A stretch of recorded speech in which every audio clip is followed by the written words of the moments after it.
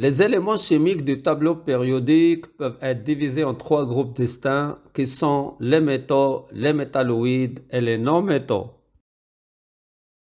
Mais sur près de 92 éléments chimiques présents dans la croûte terrestre, oui seulement représentent plus de 98% de la composition des minéraux et des roches.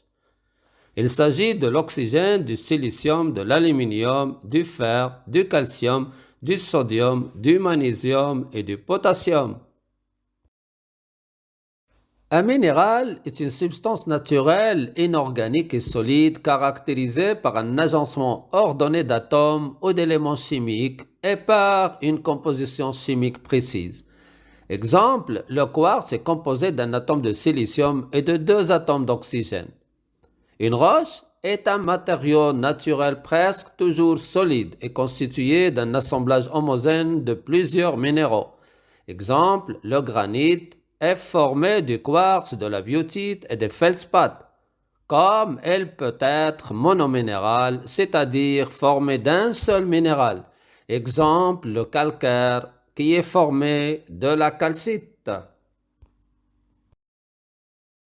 Les métaux sont produits par la conversion en produits finis de minerais, c'est-à-dire des roches suffisamment riches en minéraux pour être exploitables, en utilisant différents produits chimiques et des technologies spéciales.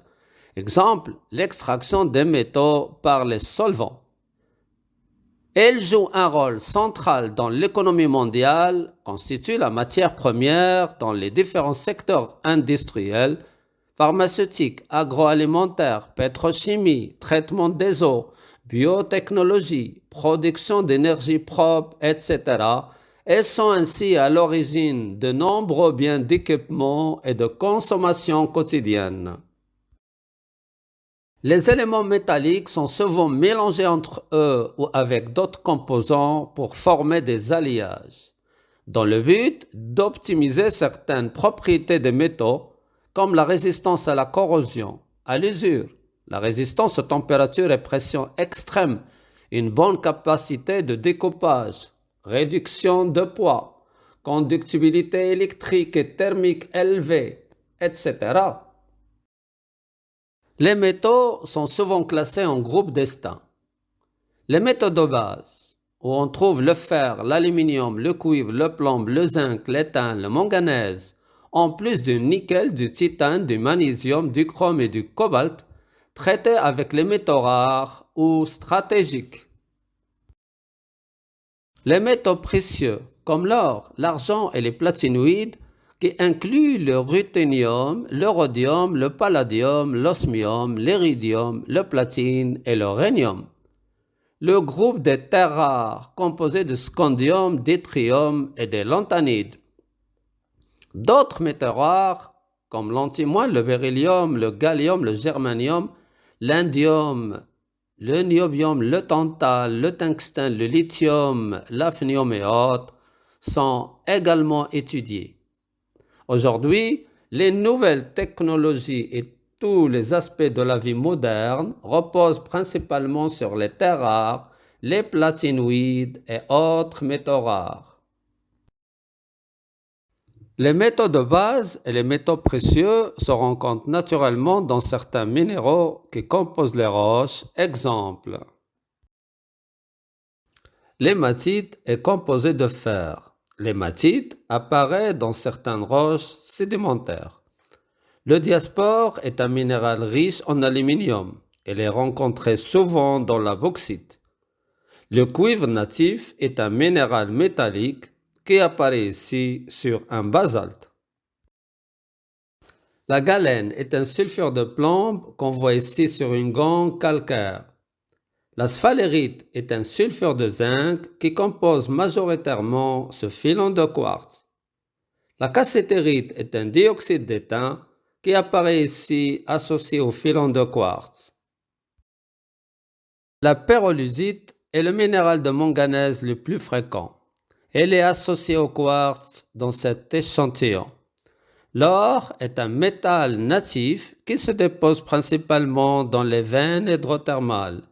L'argent est un métal précieux qu'on peut trouver également à l'état natif dans les filons de quartz. Selon leurs propriétés, ces métaux conviendront à différents objets du quotidien. Exemple, le fer. Il est malléable, ductile et possède des propriétés magnétiques. Il est nécessaire pour armer le béton dans les bâtiments, les ponts, etc. Entre dans la fabrication des ustensiles et articles pour la cuisine. Les rails sont constitués d'acier qui est un mélange de fer et de carbone. L'aluminium est malléable, résistant à l'oxydation et a une faible densité. Il est utilisé dans les ustensiles de cuisine, dans l'emballage alimentaire, mais aussi dans les profilés pour l'aéronautique. Le cuivre a une grande conductivité électrique et thermique. Il est résistant à la corrosion. Il est malléable, tenace et ductile. Elle sert pour faire des fils électriques, des conduites d'eau et des chaudières de gaz. Le plomb est malléable, conduit moins bien l'électricité que d'autres métaux. Il est résistant à la corrosion et a une bonne réaction avec les composés organiques. Elle est importante dans la fabrication de certaines batteries, du cristal et des tabliers pour la radioprotection. Le zinc est lourd, malléable. C'est un excellent conducteur électrique et thermique et possède une grande résistance à la corrosion. Elle est utilisée pour protéger de la corrosion l'atole des automobiles, pour faire des seaux et autres objets, et pour faire des plaques de toiture et des gouttières. L'étain est malléable, moyennement ductile, protège contre l'oxydation. Avec le cuivre, il forme le bronze et les pulvérulents. Elle sert pour avoir du verre flotté, pour la soudure électrique et pour le revêtement anti-corrosion des boîtes de conserve. Le manganèse est dur, fragile, fond sans difficulté. Il est facilement oxydé et peut être ferromagnétique.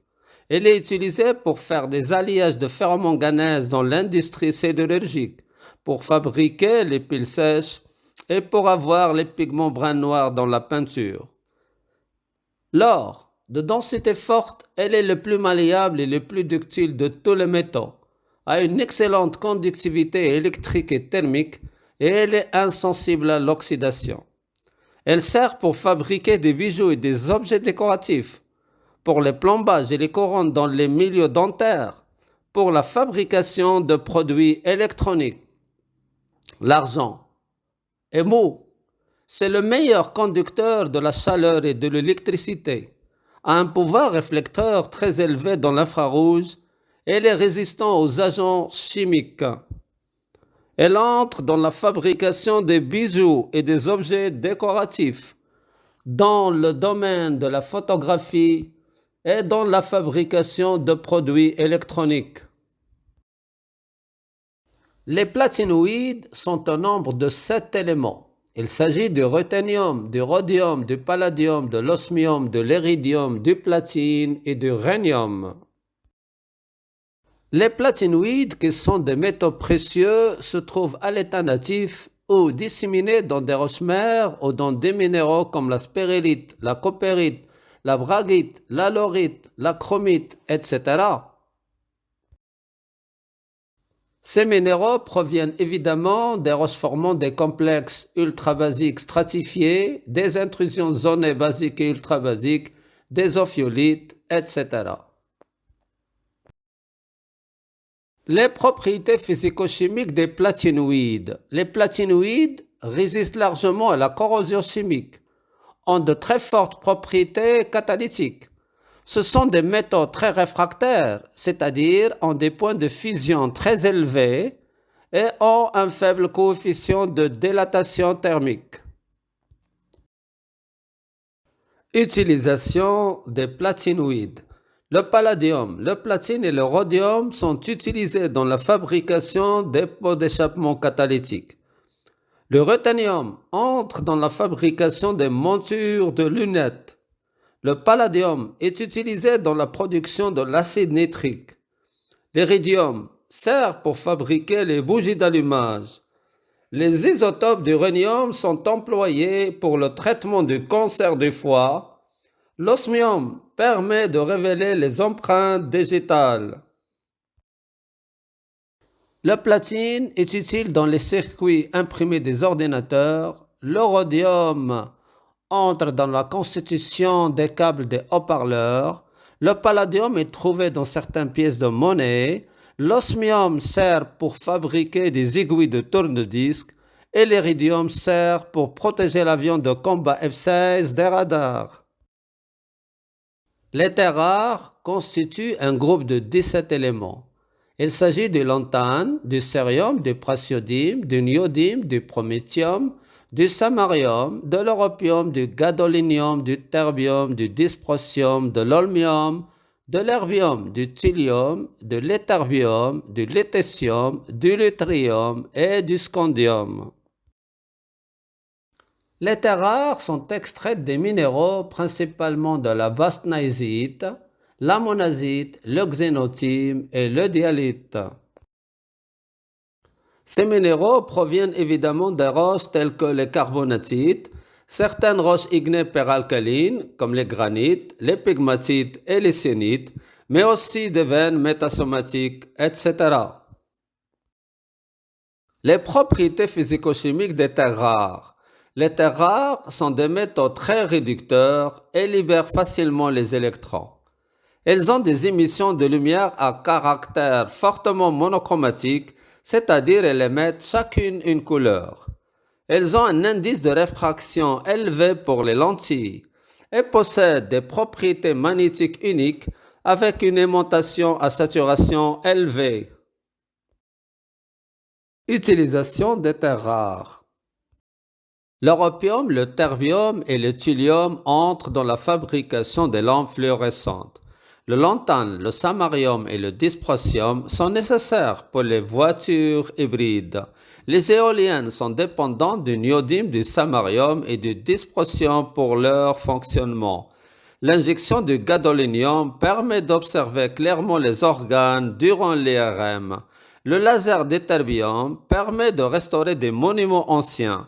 Le dysprosium et le niodyme sont utilisés dans les lecteurs de code-barres. Dans l'IRM, l'holmium améliore la résolution.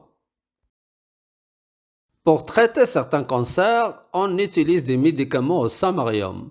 L'yttrium entre dans la fabrication des bougies d'allumage. Le laser d'erbium permet de traiter la peau. Le lutécium est utilisé dans les raffineries. La viande de chasse MiG-29 est fabriquée d'un alliage d'aluminium et de scandium.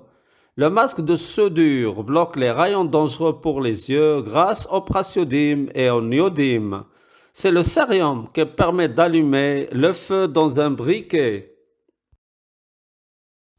Les autres éléments métalliques rares comme l'antimoine, le beryllium, le cobalt, le gallium, le germanium, l'indium, le magnésium, le niobium, le tantal, le tungstène, le lithium, l'hafnium, le nickel, le titane, le vanadium, le chrome, etc.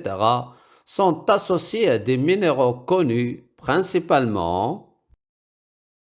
La stibine est un sulfure d'antimoine qui compose ce filon. Le béryl est la source primaire du beryllium. Il se forme souvent dans les pegmatites et les rhyolites à topaz. L'érythrite en violet et la scutéridite en gris sont riches en cobalt. Ces minéraux de cobalt peuvent être rencontrés dans les roches basiques et ultra-basiques. La gallite est un minéral rare composé de gallium. Les sénites néphéliniques peuvent être transformées en bauxite à gallium en ce produit. La germanite est constituée de sulfure de cuivre, fer et germanium. Elle apparaît ici dans une dolomite. La zélindite est un hydroxyde d'indium rare, mais l'indium peut apparaître en sous-produit dans certaines roches volcaniques. La magnésiite est un carbonate de magnésium qu'on voit sur cette serpentinite. Le pérochlore est la principale source de niobium. C'est le minéral le plus commun des gisements dans les carbonatites. La tantalite est un oxyde de tantale. Elle provient principalement des pegmatites. La wolframite est un oxyde de tungstène qu'on voit dans ce filon minéralisé qui recoupe le micaschiste. Le spodumène est un silicate d'aluminium riche en lithium. Mais ce sont les salars qui constituent les plus grandes réserves en lithium. L'hafnium, qui est riche en hafnium, a la même structure que le zircon. Les trachytes représentent une source potentielle d'hafnium. La pentlandite est un sulfure de fer et de nickel qui peut être associé au comatite. L'ilménite est un oxyde de fer et de titane qui constitue avec la magnétite des masses importantes dans les anorthosites. La carnotite est un minéral radioactif hydraté d'uranium et de potassium qu'on observe sur cette roche sédimentaire. La chromite constitue le plus important minerai de chrome. Elle est souvent associée aux anorthosites. Propriétés physico-chimiques et utilisation de ces éléments métalliques rares. L'antimoine est très fragile et cassant, a une texture lamelleuse, ne ternit pas à l'air et conduit mal la chaleur et l'électricité. Elle est importante dans la fabrication des batteries, pour lutter contre la leishmaniose et pour embellir les yeux. Le beryllium est dur, léger, a une densité faible et un point de fusion élevé. Il n'est pas oxydé par l'air et il est antidéflagrant. Il est utilisé dans l'industrie pétrochimique pour faire des miroirs des télescopes Webb et pour absorber les neutrons dans les réacteurs nucléaires.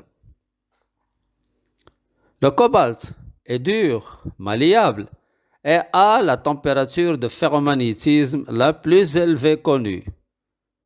Elle sert pour fabriquer les forêts des perceuses, pour avoir un verre de couleur bleue et en radiothérapie pour traiter certains cancers. Le gallium est un métal mou, corrode la plupart des métaux et a une température de fusion très faible. Il est utilisé dans la fabrication des semi-conducteurs, des thermomètres actuels et des ampoules LED. Le germanium est opaque dans le visible mais transparent dans l'infrarouge et résiste aux acides. Elle est nécessaire dans les systèmes de vision nocturne civils et militaires, dans l'industrie des semi-conducteurs et pour la production de la matière plastique. L'indium a une dureté très faible. Elle est résistante à la corrosion atmosphérique et permet des scellements hermétiques entre matériaux. Elle est utilisée dans les cellules photovoltaïques pour produire l'électricité et ajoutée sur les pare-brises d'avion pour le dégivrage et entre dans la formation des feuilles de verre de téléphone portable. Le magnésium est très léger et résistant, a une densité très faible et brûle à l'air en donnant une flamme éblouissante. Elle entre dans la fabrication des feux d'artifice, des boîtiers légers d'ordinateurs et des canettes de boissons. Le niobium est réfractaire car il fond à 2477 degrés Celsius. Elle est fort et léger. Il est utilisé pour réduire la masse d'acier des voitures. On l'ajoute au ciment et l'acier pour renforcer la structure. Et dans les appareils d'IRM, on utilise un alliage de niobium supraconducteur. Le tantale est malléable, ductile et réfractaire car elle fond vers 2850 degrés Celsius. Elle est résistant à la corrosion et a des propriétés diélectriques. En effet, les condensateurs au tantale ont une capacité de stockage électrique élevée. Les vis et les écrous au tantale sont réfractaires et résistent bien à la corrosion. Et pour traiter l'ostéonécrose, l'implantation d'une tige de tantale est parfois nécessaire. Le tungstène. Sa température de fusion est la plus élevée, sa chaleur spécifique et son coefficient de dilatation sont très faibles. C'est un bon conducteur de chaleur et d'électricité. Elle est utilisée comme filament dans les ampoules à incandescence. Elle permet de fabriquer les outils de coupe et les pales des hélicoptères. Le lithium, elle est le plus léger de tous les métaux, a une grande capacité de stockage d'énergie. Elle est dure et résistant aux températures élevées. Ainsi, les piles au lithium durent longtemps. Le lithium est utilisé contre la psychose maniaco-dépressive. La graisse au lithium sert à lubrifier des assemblages mécaniques. L'hafnium est ductile, résiste à la corrosion dans l'air et dans l'eau et n'est pas affecté par les alcalis ou les acides. On le trouve dans les réacteurs des sous-marins nucléaires, dans la tuyère d'Apollo et dans les microprocesseurs pour avoir des puces d'ordinateur rapides.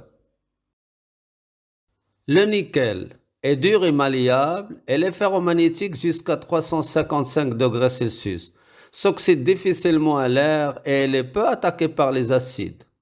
Les batteries des voitures sont composées de nickel. L'acier à base de nickel est plus résistant. L'inox contient 10% de nickel. Le titane est très dur, léger et résiste à la corrosion dans l'eau de mer, l'atmosphère et les liquides physiologiques. Le titane est utilisé dans la crème solaire et la peinture blanche. Elle sert pour remplacer une partie défaillante de la hanche. Dans certains bombardiers, le titane représente 39% du poids. Le vanadium est mou, ductile et résiste à la corrosion de plusieurs acides et certains métaux à l'état liquide. Il est utilisé comme additif dans les vilebrequins et les essieux des voitures et dans les moteurs à réaction des avions de grande vitesse. Le pigment bleu vanadium est utilisé en céramique. Le chrome, fond à température élevée, résiste à la corrosion dans l'air sec ou humide, dans l'eau de pluie ou l'eau de mer et dans divers agents chimiques. Le chrome est utilisé pour faire les aciers inoxydables, des éviers, des robinets, etc. À Fès, les potanés au chrome sont de couleur bleue.